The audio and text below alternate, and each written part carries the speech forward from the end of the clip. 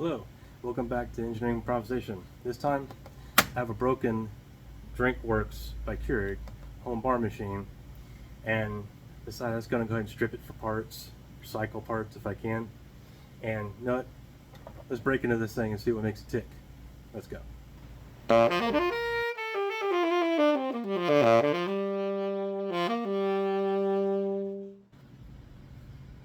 So first things first, I'm sure a lot of you are wondering, what is this thing even? And my first thought, I had the same question. And that kind of brings us to what my opinion is the reason for this machine's demise. So Keurig decided to get into the home bar business and built this called Drinkworks. It's a completely separate division of Keurig. Seeing how well supported Keurig is in the single-use coffee business, figured this would be a good machine, long-lasting and be easy, have a lot of support. That turned out to not be the case. The marketing obviously was absolutely terrible. Nobody knew what this thing was, and support dwindled, and I guess sales ultimately were an abysmal failure, and the company folded, or the division of Keurig folded. Now, I will admit, when that announcement had happened, they offered people who are registered owners of machines, it's some time ago, but it was either $200 or $250 refund for the fact that you just paid a fair amount of money for these machines and now they're dead. So I have to give them credit for that. They obviously didn't have to do that, but they did. So again, what is this thing? So the way it worked is just like any other Keurig. You open up the top, water goes in here. If I could go ahead and pull it open. It's the same water container you could have any other Keurig. It has a filter housing, uses the same filters as your coffee machines. Your water container, more or less like your other coffee machines. In fact, while we're at it, let me inspect this for a recycle number. No. As I hit my tripod. Same with this one. This does have a number on it. Cool. That'll go in the recycle bin. Nope. Okay. So what you would do though is it took these pods, and so the way they worked is the syrups or flavoring or whatever, and the alcohol too, were in these pods.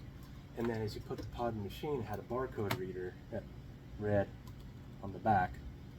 And of course, you have your label on the front to tell you what it was. This one was called a Midday Martini, and it actually wasn't that good. A lot of their stuff actually was pretty good. I'll give them credit for that. But so when it read the barcode, that told the machine how much water to use and whether or not it was carbonated. That's what is cool about this thing, is it took CO2 cartridges and it could carbonate your drink. So you don't, but you wouldn't have to necessarily use one of these. You could just make plain old soda water if you wanted to make your own stuff, which I'll get to in just a minute too. So you put ice in a glass, put it underneath, put it in your pod, hit start, and actually, for the most part, you have pretty good drinks. Now, when the machine, I got the announcement the machine was going to be canceled. So happened there's a local liquor store that carried the equipment for these. So I went in the store and I not bought it up, but I was reasonable. But I did buy a bunch of stuff, knowing that that was the last chance I was going to have. And I'll actually buy these are recyclable too. So that over here, recycle pile, which also included the supply of the CO2 cartridges. So when I finally ran out of these, I figured, okay, well I can make soda water, and kids will sometimes just make soda water, flavor it, and make their own sodas. Okay, cool. But then the machine died. So in order for it to run, it would chill the water first, and it wouldn't make the drink until the water was chilled. So it does have a chiller inside. Of course, when we dig into this thing, we'll find out if it's a Peltier or thermoelectric device. It probably is. Or if it does have a compressed gas system in it, which would be cool. But when the chiller is running, the only thing I ever really hear is a faint fan noise. I mean, really faint fan noise. So either it's a Peltier or it's a very, very impressively quiet compressed gas system. Air conditioner, like a typical air conditioner, cooler system, or fountains, stuff use the same thing. So the chiller stopped working, or it would say chilling, please wait, and would sit like that for days. Usually only take at worst 30-40 minutes. So after a couple of days of running and trying it a couple of times, something was dead. Either it was chilling and the machine wasn't recognized that it was chilling, or just flat out wasn't chilling. And well, machine being dead, well, whole thing's dead. So now unfortunately I have 2 brand new CO2 cartridges I have no idea what I'm going to do with. I'll hold on to them though, because the threaded interface might actually fit something else, but I'll cross that road when we get to it. This box is pretty small, easy to store, so not too worried. So there's kind of the history of that. So I'll start digging into it. And there's your typical drip tray. Again, I'm checking for numbers. Nope, nothing there. Oh, this thing's a mess. Kids always make a mess in the kitchen, right? Nope, no number there. All right. So next thing, I have to sit here. I'm gonna have to look at this thing a bit to see where the first set of screws is going to be. And well, actually, while we're doing that, let me go ahead and just take this door off altogether. And nope, no number on that either. No, trash pile's already getting big. Okay, here's where you put the. See better. This is where the CO2 cartridge goes in. Actually, you know what? I have no idea. Okay, yeah, it's under pressure. So let me bleed this pressure off, hunt for some screws, and we'll come back to you. Okay, looking around at this thing, like most of these machines, you take one thing off in order to access another part, in order to access another part, and so on. That makes the case a lot cleaner looking. You don't have fasteners everywhere. So yeah, there's 3 screws across the top, and there were also 6 or 7 screws on this base plate. Wasn't sure where to start. No, don't know that it matters, but we're going to go ahead and start on this back plate, and let's see, get into the guts really. Get into what makes this thing tick. As you imagine, I do keep a lot of these screws. I have bins full of these little screws. I have a lot of these little screws, but you know what? Sometimes you just need that oddball size for something, and I got it. And I got room in those little seasonal drawers over here. They're full of little screws. Yeah. A little dusty considering there's fan force cooling up there. Whoa. Okay. I'm not even sure what to make of this, but on the inside of this back panel are a crap load of signatures, and I don't think these are printed in the plastic. I don't know, maybe they are as part of the mold, the injection molding, but feeling them,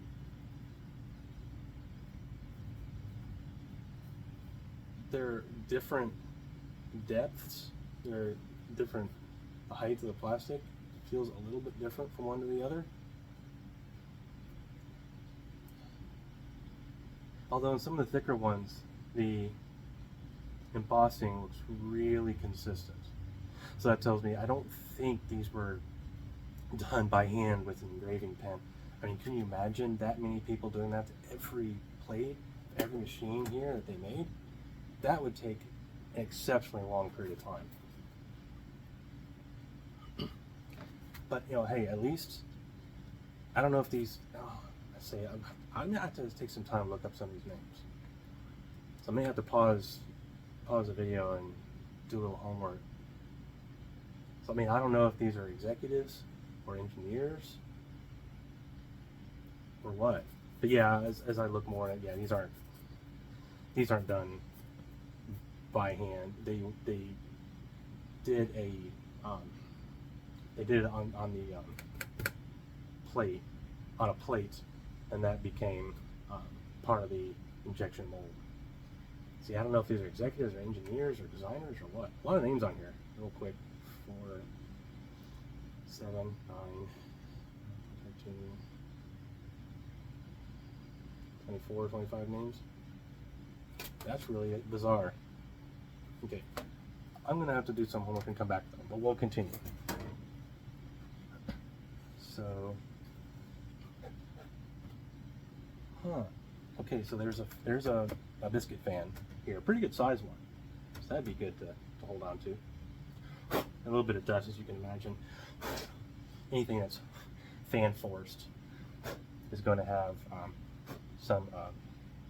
It's going to pick up some dust. No matter how clean your house is, you're going to have dust. But it's not an excessive amount. And I bring that up because I was mentioning how the chiller had quit working.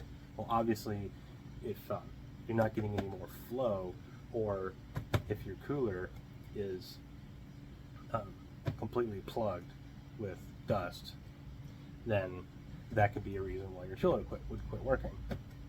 But yeah, I mean, there's dust on there's dust on it. Let me just say that, but it's not excessive. I mean, I could see it being reduced performance, but not enough to keep it from functioning. I've seen systems way worse than this and still working just fine. So I don't think this killed it, and it's going to be real hard to show that on camera. I don't know. Even if I brought the camera way in, it's kind of dark in there, so it'd be hard to get good lighting. So yeah. I don't know if any of that shows up on camera, but yeah, it's completely clean now. So that wasn't that much. Let's get off my desk here. Okay, so I did do a quick search on machine strips, that back plate. Found absolutely nothing talking about it. So I don't know. I don't know if there's an email maybe I could send to ask. Oh, okay, these screws are just holding on these rubber feet. No, I'm just going to take them off anyway. So I don't know if there's an email. Maybe just out of curiosity, somebody can ask about it or what. Just really curious as to who those people are and why, and how they felt about this machine's demise. That'd be the real telling answer. You know, the media is going to tell you what the media is going to tell you, or their PR department, or whoever. So we all know how that works. Nobody wants to put anything in a negative light, and I get it. Because you know, in the end, it is what it is, right? We'll say we've all been there, right? We've watched various levels of management make really dumb decisions. Yeah, and I can say that because I am management. Engineering management, but hey, still management. I operate a little bit differently, in case you might have wondered. Anyway, let's get this base plate off, see what we got. Under here, I'm not expecting to see a whole lot. I mean, the power cord comes in here, so probably a connection into the power board. Maybe some plumbing. What am I missing? Okay. I don't think a screw is even holding that piece in, but okay. Get that off anyway. No number. Let's see now if that piece is off. Yeah, a couple screws there, but that's just for the hold that water inlet nozzle.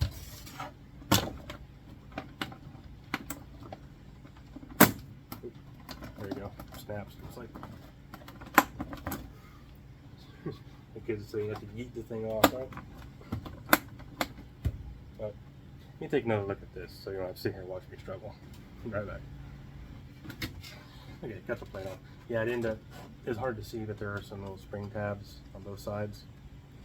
So, and actually quite a few of them. So trying to release them one at a time, and then of course you release a couple of them, and then others pop. After you release a few, you go to the other side, and the other ones pop back in. So yeah, just some good firm tugs, and it did come off. And then I did have to remove a couple of screws to get this from being attached to the base plate, and there's a retaining plate here for the power cord, which of course is still attached internally.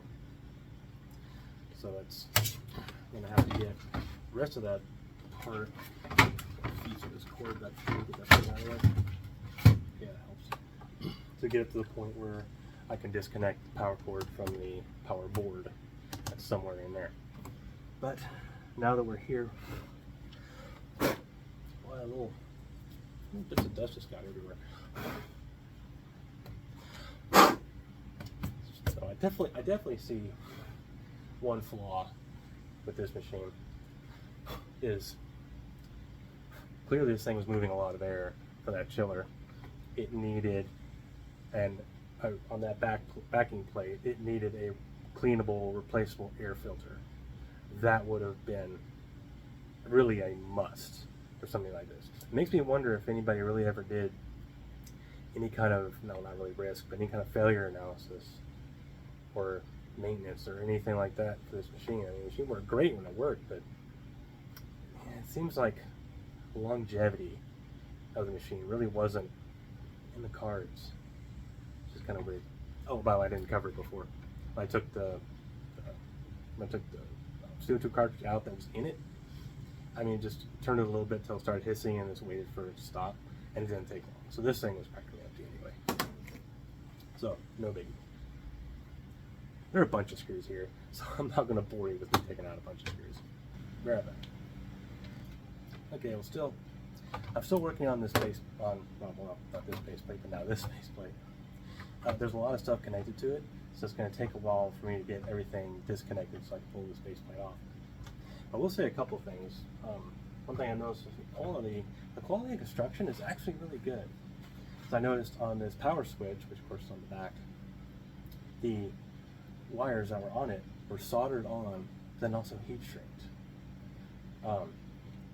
And that heat shrink, actually when those wires are soldered, heat shrinks, considering there's really nothing else around it, no other wires or anything, particularly in that area of the power switch, it wasn't necessary, but I took that extra step, which also brings me up to I'm finding a lot of small zip ties, and they've actually done a really good job of hose and cable management inside the device, and every one of these is flush cut. So that kind of tells you something. They took that extra bit of time to do that right. But as I started to take a little bit more of it apart, more small parts falling off on this. This is the top plate. You can see where the opening part was here. And quick, just go ahead and pop that off while I'm at it. It is recyclable. Just put that in the recycle pile. But this is the top part where there's a display here. And there's of course a ribbon cable attached to the back of the display to run it. And when I get this top plate off, you hard to see it there. Look at that. A whole nother set of signatures. And I start looking at oops, sorry, hit the tripod again. That's okay. But I start looking at these two plates. I'm trying to see if they're duplicate signatures. But it's off the top. No, they're. Say, look at this again, and in here. So, man, it looks like probably everybody who worked in the Drinkworks division of Keurig got their signature inside this device. So, if any of y'all see that, nice little Easter egg. Cool job. Another thing here. Let me see if I can work this board out. I'll pull that out later on off camera. But again, I'm looking for cycle number. Nope. So eventually I have to go in the trash. So, no, they started getting it apart. I saw that. Oh, that's cool. Okay. So, let me go back to struggling and we'll come back. So now as I'm getting back into trying to take this thing apart somewhat gracefully instead of just going through and just hacking all the wires. Well, I just start taking off some of the pumps, but this I think it's silicone tubing. The hose barbs on this pump is pretty serious, and they didn't have a lot of room to get in there to try and remove them, and so I did cut those hoses, but I'm trying to do that as little as possible. Now in order to free up a lot of those wires, I'm getting up here to the top. Obviously, this is the main control board, because literally everything, I'm already started unplugging some wires. Literally everything comes up into this top board. So I'm still, obviously since the machine's dead, I'm not going to try and fix it or resurrect it, or, especially since you can't get supplies for this thing anymore. Even if it did still work. Oh, that's really on there. I'll work that one off camera.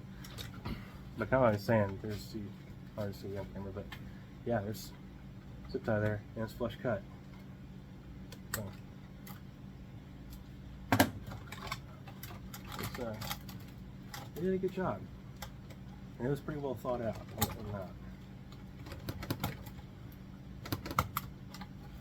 So finish disconnecting everything. Go ahead and remove the board. Hold on a second.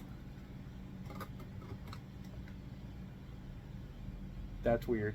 So there is a spot here for a little lithium coin cell battery.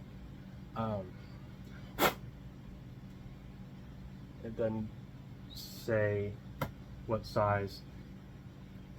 And it's definitely smaller than a 2032, I'll tell you that. But there's no battery in it. Weird. So why bother putting a battery holder on your board if you're not going to put a battery in it? Or, yeah, if that battery were to go out, and you see all the disassembly I had to do to even get to it, to change the battery. Yeah, anyway. Alright, well, let me get this board off, catch up with you. Okay, so I got the main board out. And of course, all these wires up here, I took a little while to wiggle it out. I just want to take a minute. It's going to be hard to see on camera. But this is really well done. I mean, these were done by people who know what they're doing. So, you know, a lot of similar connectors, which I mean, we have a bunch of 2-wire connectors or 3-wire connectors. There are only so many ways you can do that. And they're color coded, and it might be hard to see on camera, but they're also labeled as to where everything goes and what they do. This is a sign of people who know what they're doing, and they want to make it easy for people to put it together on the assembly line or shop or wherever they're building them, depending on the volume that they're building. But just somebody who's seen a lot of this stuff, it's nice to see. So I just wanted to point that out. All right, so now I'm getting to the part where where everything is a tangled web. So it's going to take me a while to pull everything apart. So let me get back at it. So again, I don't want you to stay here throwing this boring stuff. All right, right back. Okay, got this the side panel that had the CO2 side panel. Got that off. There's a fan, the air deflector for the fan. There, got that apart. And of course, here's the main power board. Which, if you've ever seen a power distribution board, there's literally nothing unusual about anything that's on this board. This is pretty standard stuff. Although it's pretty heavy duty too, so I may even want to take some time later on to play with it or look up some information on some of the parts, and so I can see. Obviously, there's going to be 110 AC going in to see what kind of output I have. Is this nice strong, let's say 12 volt DC output? I'll put this in an electronics box, put this power cord back up to here, and I'd have a pretty nice little power supply. Something to think about. So one thing too, as I start taking apart the tank connection is right here, and there's some pretty nice brass fittings, and not sure what material this line is, but it looks like the same line you would see for, let's say, air shocks or something like that. So this is some real stuff here. One of the parts I'm definitely interested in keeping out of this whole thing. So you'll see it, and you can barely see it. Maybe you'll see it a bit later in the video as I dig through more stuff. But up here is a high pressure electrically actuated valve. that that could be kind of fun. I could probably hook this line up to my air compressor, and then now I have an electric solenoid valve where I could blast not a ton of gas, but I could blast gas to the push of a button. And honestly, that could be kind of fun for making small, like a little paper rocket launcher or something like that. And kind of a lot of fun with the kids for that one. So I'll be definitely keeping that part. Otherwise, yeah, I'm gonna keep going and taking it apart. Okay, here real quick while I'm taking more apart, of course. This is the display board that was in that top section that had the other signatures in it. Now there were a couple places on either side of this display where you could tap to change menus or change functions or whatever. And I was wondering if that was capacitive touch, like in a smartphone or something like that. I wasn't sure if once I got the board out, it became apparent and actually quite genius and simple. So see there's a little dot in the center of the board, and you're not gonna be able to see it on camera, but what that is, that's a photoelectric sensor. So all it was it was a continuous piece of dark plastic covering this, but when you tapped your finger covered the sensor. It detected that change in light, and which told it, the computer, that it pushed it. So you're not really pushing a button, it's not capacitive, it's just a light sensor. Not a bad idea. Alright, moving on. Making some headway on a few things here. So a few things worth pointing out. I did pull this little solenoid valve, or a solenoid, to actuate the valve over here, and it looks like that's what let water up into filling your cup, going through the pot and filling your cup. The other part I didn't talk about that's operation. When you put the pot in and you close the door, what it would do is you could hear motors whirring. So what it was doing is, instead of the action of you pulling that handle down, to get the handle off, and it was metal. Okay, nice. Thought it was plastic. So instead of the action like in your Keurig coffee, you pull the lever down the top, and that's what pierces the container and creates the seal. This one does it for you. You just put the pot in, close the door, and then it has this rack and pinion gear, rotates this assembly, which squeezes together on the pod, and then the water and the air, everything just flows in from the top and of course down the bottom, or flows somewhere. Because these pods are weird too. But anyway, it pinches down on this thing and flows the water and air through it, and so gets the drink out. So I did probably pull this assembly out of here. And I also did this other solenoid valve. This one attached up under here. So now some kind of secondary valve as a fail-safe. Make sure you're not pumping in water when this thing's open.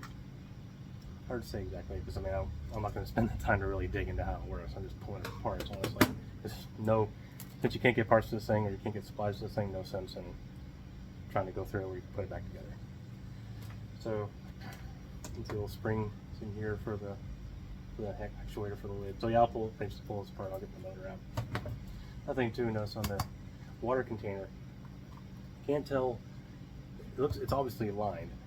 I can't tell if the inner container is metal or plastic. I can't tell if the outside is plastic, and it's going to be really hard to see on my camera. But between the inner wall and this outer wall is spray foam that has completely filled the voids in between. So effective, also interesting. The other thing I started seeing is probably the reason why the chiller quit working.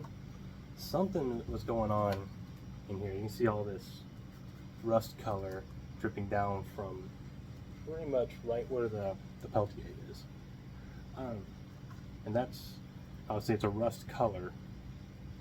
And the scale of the water we have down here doesn't look like this. It's your typical white or off-white mineral scale in your water. So that's not it. So the begins to tell me is there was some kind of fluid, maybe even just a capillary flow action that was helping to keep the hot side cool, so the cool side could be colder, obviously, for your Peltier. I'm wondering if that fluid all leaked out, which would mean then this Peltier is going to do squat, because there's a contact plate.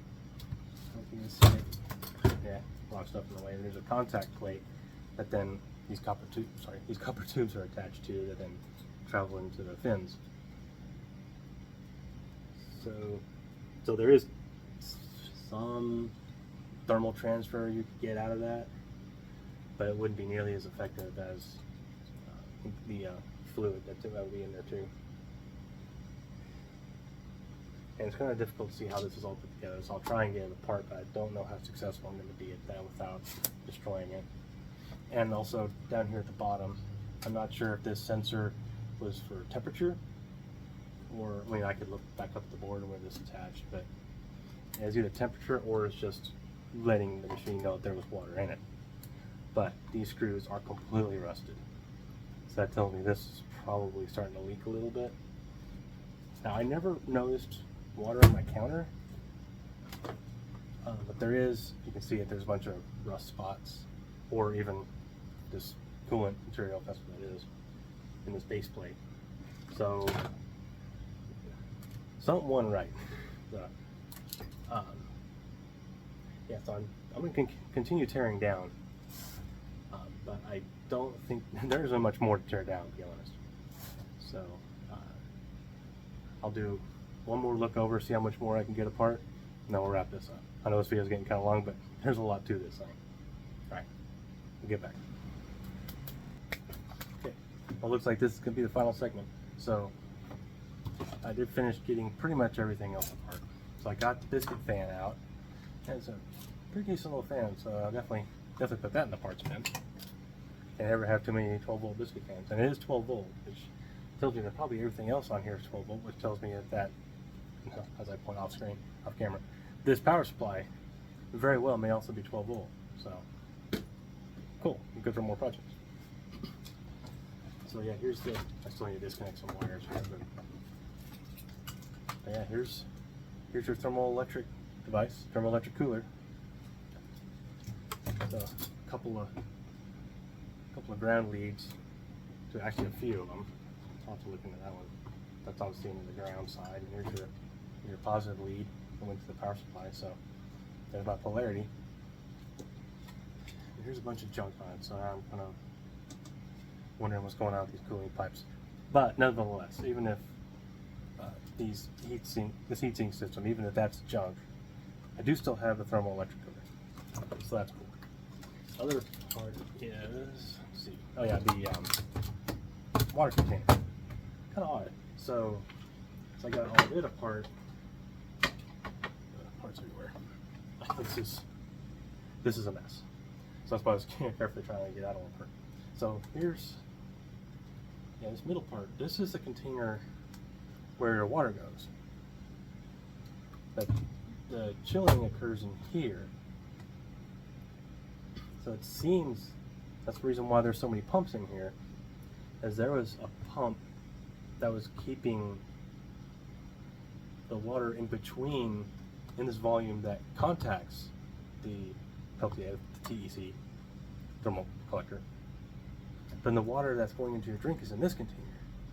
So it's not directly chilling the water. That's good. It's not directly chilling the water that you're drinking. It's doing it kind of a secondary. So it's chilling the water, and that chilled water is chilling the water in this container. Kind of odd. But clearly that's the way that was working. Then of course this is a pretty stout plastic container, because this is what holds the pressure for when you're doing CO2. So if you're doing a carbonated drink, it'll blast this with CO2, give it a quick pressure, bleed off the excess pressure, and then use that to pour the drink, because now that water is carbonated. And then, yeah, this is all apart. You can kind of see something was going on with this. In fact, actually, when I was taking the screws out, there's a metal plate as for thermal contact underneath this first layer of plastic, so it's sandwiched in here. So it was obviously part of the manufacturing process in order to make this. So it's part of the plastic now. No way of getting that out. But this screw came out, no problem. This screw broke in half.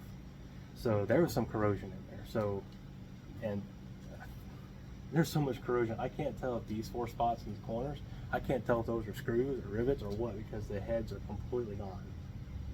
So that's probably one of the reasons too why the chiller died. Something was leaking, and unfortunately, the way the device was set up, you couldn't override the chiller and just say, hey, make my drink anyway, I have ice in my glass or whatever. It just wouldn't do it. If it couldn't get the water chilled, it just wouldn't dispense. So the machine was at that point ultimately dead. So yeah, so there you go. That's a lot to it. I got a lot of spare parts laying around that eventually I have to go through. Small pile to recycle, but that's okay. And maybe some parts that I can reuse for other projects. But in the end, the coolest part about this whole thing is the Easter egg of all these signatures in these interior panels. That's really cool. So, now there aren't very many videos about this machine on YouTube. That's when I first looked. There was maybe 2. I think there was one from somebody who was just explaining how it worked, who had one explain how it worked, and I think there was another like instructional video from Drinkworks as the division of keurig. So this will be like the 3rd. So if any of you at Drinkworks or at Keurig or whatever actually know something about this, go ahead and leave that in the comment below, because that would be just really curious to know like who these people are and what they did, and if you're one of these signatures, that would be super cool. You know, tell me what it was like, and well, maybe we can talk about what really happened inside the company to make things fail, because we all know what happens on the outside, what happens on the inside, what people see on the outside and what happens on the inside are sometimes 2 completely different stories. I've been there. So, thank you for watching, and if you would, go ahead and hit that subscribe, because literally 99% of the people who watch my videos aren't subscribers. And you know what, if you don't want to, that's fine. But also know that when I do videos, I don't do videos just for YouTube. I do them because these are things I'm doing anyway, so I just make videos about them. And if somebody else finds them helpful, useful, interesting, then that's just a bonus.